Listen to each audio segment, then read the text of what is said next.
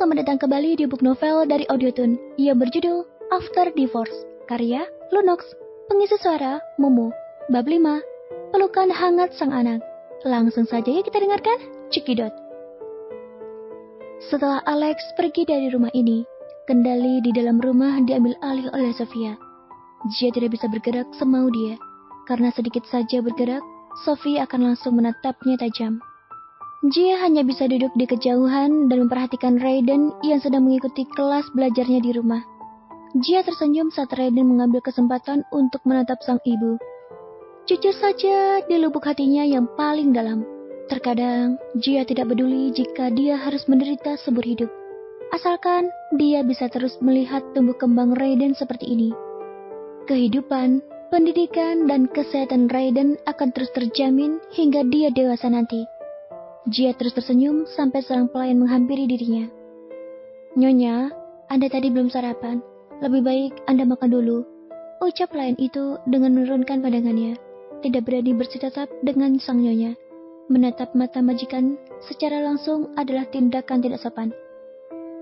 "Baik, Bi. Setelah ini aku akan ke meja makan." "Maaf, Nyonya. Lebih baik sekarang saja sebelum Nyonya Sofia turun," ucap pelayan itu. Meski merasa lancang, namun dia terpaksa mengingatkan.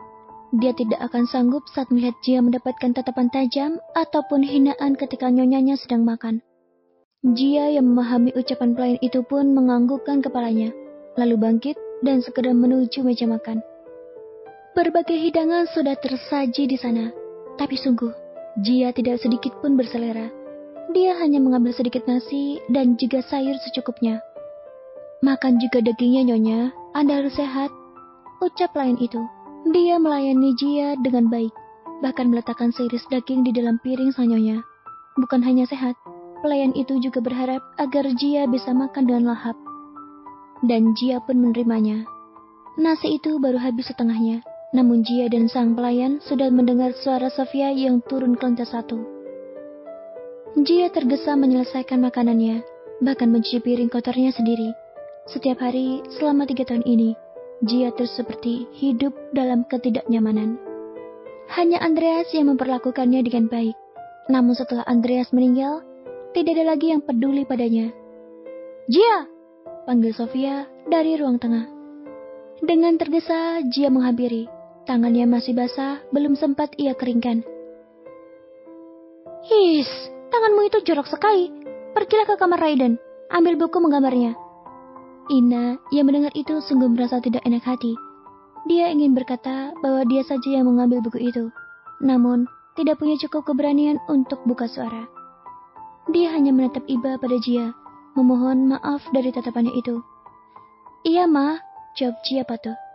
Dengan sedikit berlari, Jia naik ke lantai 2 dan menuju kamar sang anak. Tangannya yang basah ia keringkan di bajunya sendiri. Turun dengan membawa buku gambar itu dan menyerahkannya kepada sang anak.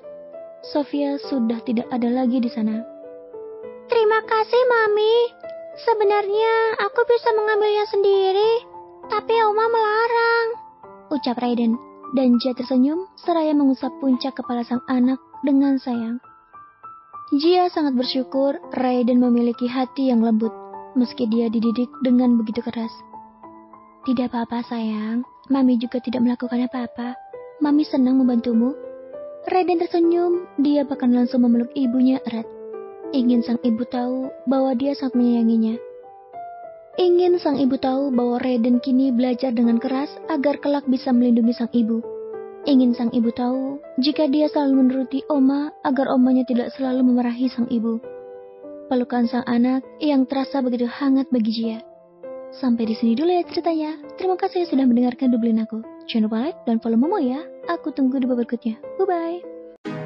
Kalau kamu mau dengar audiobook lebih banyak dan gratis, segera download Audiotune.